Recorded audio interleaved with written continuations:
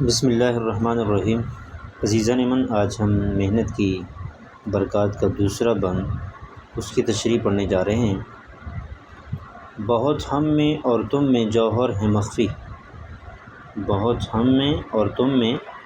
جوہر ہے مخفی، خبر کچھ نہ ہم کو نہ تم کو ہے جن کی، اگر جیتے جی کچھ نہ ان کی خبر لی، اگر جیتے جی کچھ نہ ان کی خبر لی، تو ہو جائیں گے مل کے مٹی میں مٹی،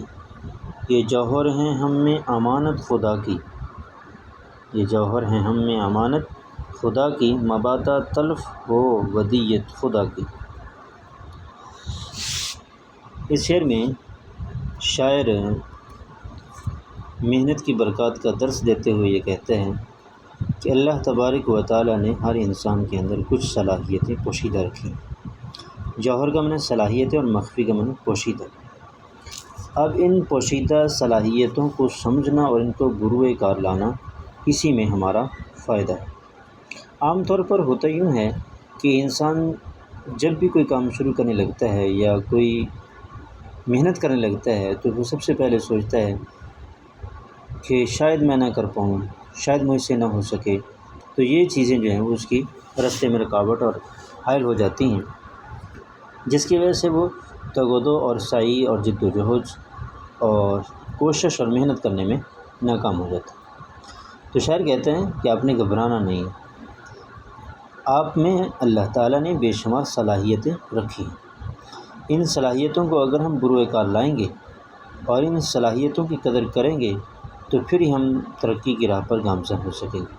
اگر ہم نے ایسا نہ کیا، مبادا تلف ہوئے ودیعت خدا کی، کہیں ایسا نہ ہو کہ اللہ تعالیٰ نے جو امانت اور ودیعت ہمارے وجود کے اندر رکھی ہے، اگر ہم نے بھرپور طریقے سے اس کی خبر نہ لی، اس کو کام میں نہ لائے اور اس کا حق ادا نہ کیا، تو شاید یہ نعمت جو ہے وہ ضائع ہو جائے۔ تو اس لیے ہر انسان کو چاہیے کہ جو صلاحیتیں مالک کائنات نے اس کے وجود کے اندر پوشیدہ رکھی ہوئی ہیں، ان کو استعمال میں لانا چاہیے، خواہ وہ جسمانی ہوں، روحانی ہوں، ذہنی ہوں، جیسی کیسی بھی صلاحیتیں، ہر انسان کے اندر کوئی نہ کوئی صلاحیت موجود ہوتی ہے۔ تو جب ان صلاحیتوں کو بروئے کار لائیں گے تو انسان خود بخود ہی ترقی کی راہ پر گامزن ہو جائے گا اور محنت اس سے خود بخود ہونا شروع ہو جائے گی۔ اس لیے انسان کو پریشان نہیں ہونا چاہیے، ہمت کرنی چاہیے اور اپنے اندر پوشیدہ ان صلاحیتوں کو استعمال میں لا کر اپنی دنیا اور آخرت دونوں کو کامیابی سے ہمکنار کرنے کی کوشش کرنی چاہیے۔